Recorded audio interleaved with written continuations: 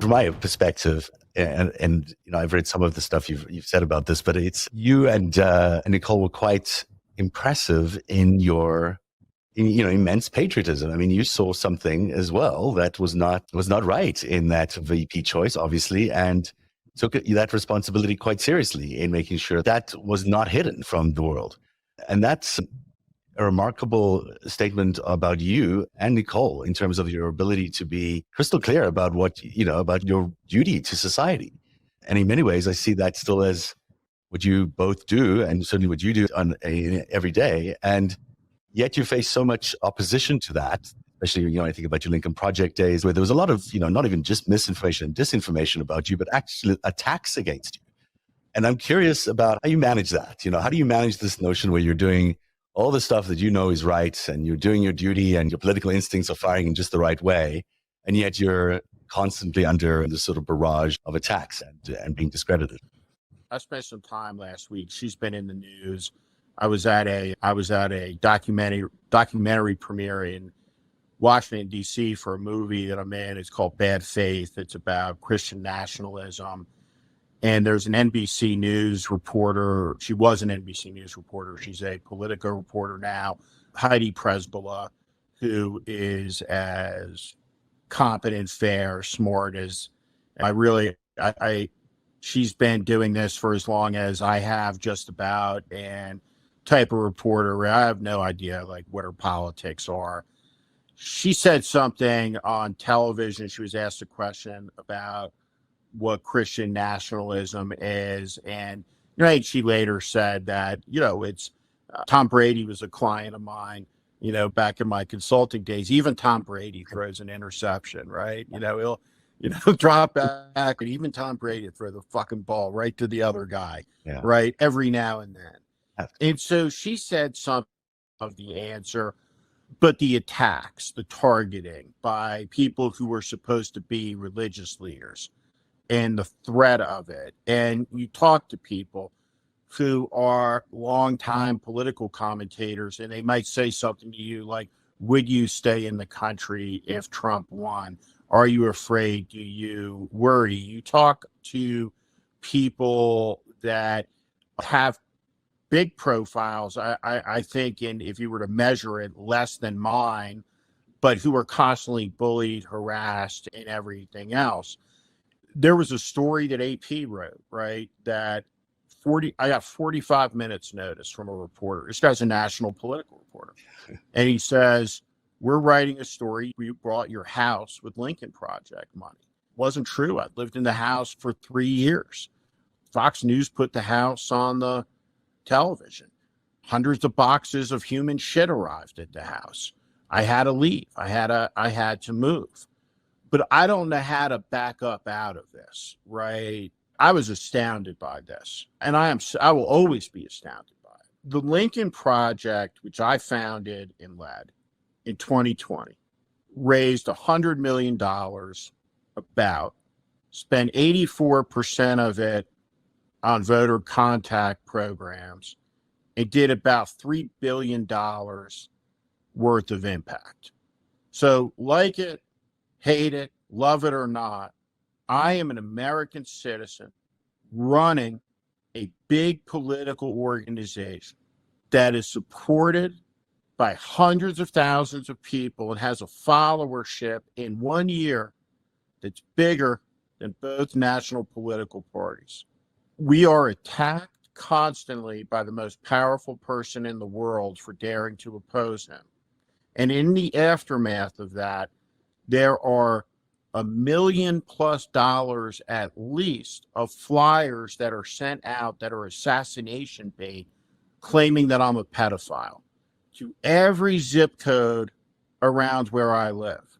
And there's not one news organization in America that thought that was a news story. Not one. So let me ask you a question. If I found that organization and I build it and it succeeds, and the consequence is that what I just described, plus the flyers, do the reporters not understand that the First Amendment applies to the citizen also? that there is no press freedom without citizen freedom, that the intimidation runs up and down, right? Members of Congress are terrified, state senators, state reps, school board. We live in a society of intimidation. And so in the end, as a choice, I'm not leaving the country if he wins, right? And if he deploys the tanks, I'll be the first guy outside the gate laying down in front of it. Being an American means being defiant and resisting this bullshit and being unafraid of it, right? And I was in Poland 2 weeks ago, and you think about what happened to Poland in the Second World War, the death, the Holocaust principally plays out there, the Soviet subjugation that follows. And you think about all of these issues that we talk about, the campaign, right? But in the end, these are all, freedom is a moral issue. It's a moral construct, right?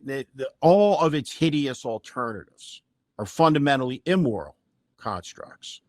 And so John Paul, Karol Wojtyla becomes Pope, and he goes to Krakow, and he goes to Warsaw.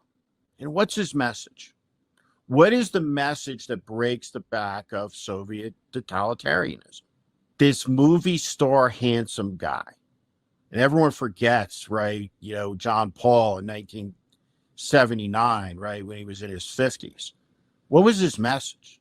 His message was, do not be afraid. Do not be afraid. And if there is one thing I never expected in my life, that anybody would know who I was, right? The idea that I would be any level of fame, people would stop you on the street, recognize you. If there is one that I can model, that if I get run over by a bus later today, right, that my kids can be proud of, right, that people could point to, it would be that I hope to do, which is this: do not be afraid of this. Do not rise up against this, right? So no matter what they say, no matter what they do, right, I am who I am on the basis of my conduct, not the smears against me, right? Not the ugliness directed against me. And you just have to walk forward into that and appreciate, and it's tougher some days than others, but to really embrace, judge me by my enemies, right? And when I look at the accumulation of my enemies, they are a rogues gallery of scumbags for the ages. And their intensity of their hatred for me means I know when I close my eyes at night that I have had an impact. And if I didn't, then I wouldn't have that hate from those people. And I'm proud of it. You certainly have. I mean, you had incredible impact, and you continue every day in your incredible Substack that I hope everyone subscribes to, and in your work everywhere else. I just think you've been able to do so much for this country, and it speaks volumes about who you are. And even at the toughest times, you've been able to again and again prove your patriotism and your real intentions. So I salute you for that. And I also thank you very much for being on the show tonight. It's been a real pleasure having you on. Great pleasure, Zev. Thank you very much.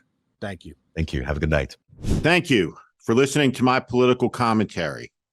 If you like what you heard today, please also consider subscribing to The Warning daily newsletter on Substack.